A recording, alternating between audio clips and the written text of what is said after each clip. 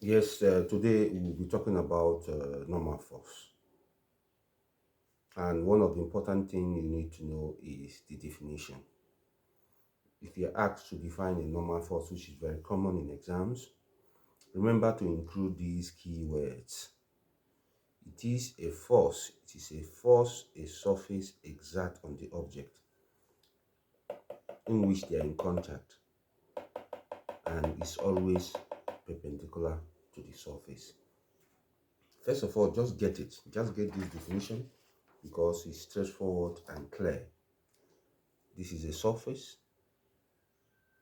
I have a duster on top of this surface. The duster exerts a force on the surface. This one is a surface. The duster exerts a force on this surface, and we have a special name for that. We call it weight. At the same time, the surface exerts a force on the object, and that is what we call the normal. So remember, anytime you are defining it, make sure you don't forget these keywords. You may not remember exactly. Maybe you memorize. You may not remember exactly how the wordings are, but remember these keywords. It is the surface that is exerting the force, and the object and the surface must be in contact, and this must be perpendicular. Must be perpendicular, and that's why we get that name normal.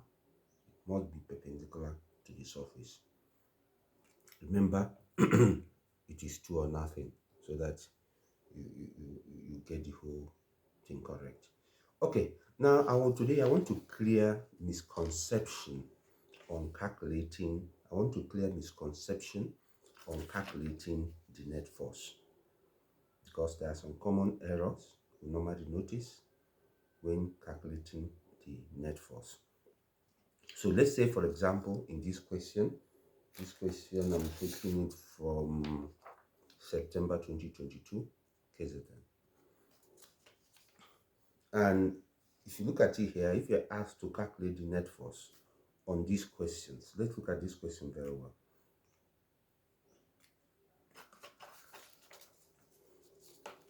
If you look at this question, you will see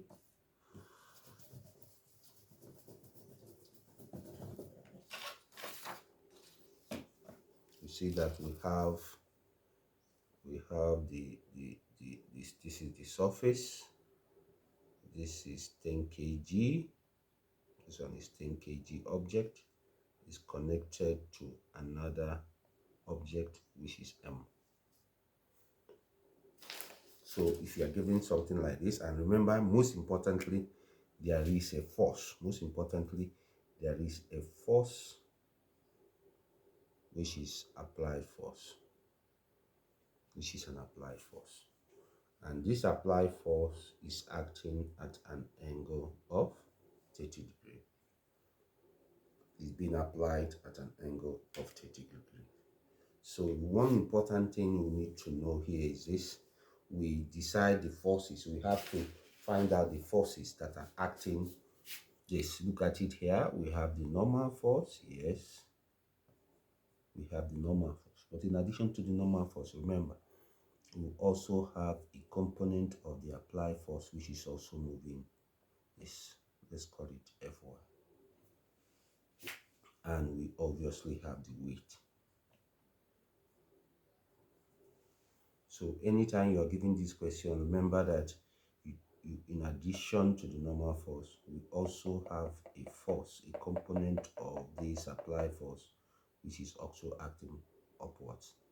So what are we going to do? All the forces moving up is equals to all the forces moving down. In other words, I'm applying it vertically.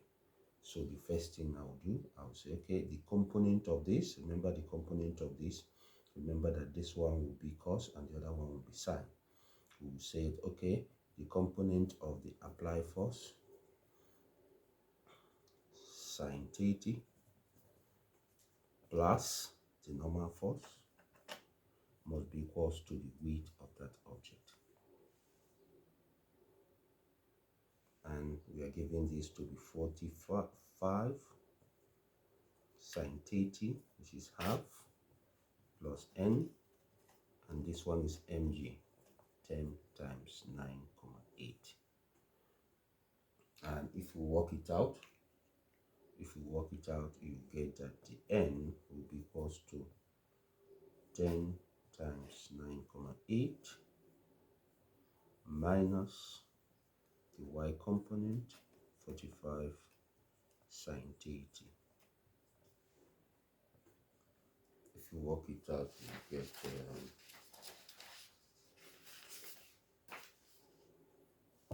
we get 75,50 Newton. And that will be our normal force. Remember, it is always perpendicular to the surface. And for example, if we are asked to calculate the normal force here, remember here I'm calculating a normal force on the 10 kg. This is the 10 kg. But if we are asked to calculate the normal force on this object here, from here, if I'm asked to calculate the normal force, if you look at it here, you see there is no vertical component. I only have the tension. The forces I have here, I have this, which is the tension. I have this, which is the weight. I have the frictional force, which is the frictional force, and I have the normal. So if we are asked, let's say in the exam, we are asked to calculate the normal force here. You can see here there is no component. There is no other component apart from n and this. In this case, we just say n is equals to, remember this one, mg. Then we substitute and get our answer. So the error I'm trying to sensitize you not to make that mistake. Don't be part of that statistics, because a lot of people make this mistake in exams. The normal, using this equation, a lot of people always use this equation no matter what was given to them. If you are asked to calculate the normal force on this M, you use this equation. But if it is some 10 kg which will have a force acting at an angle, you must find the component of that force. Thank you and good morning.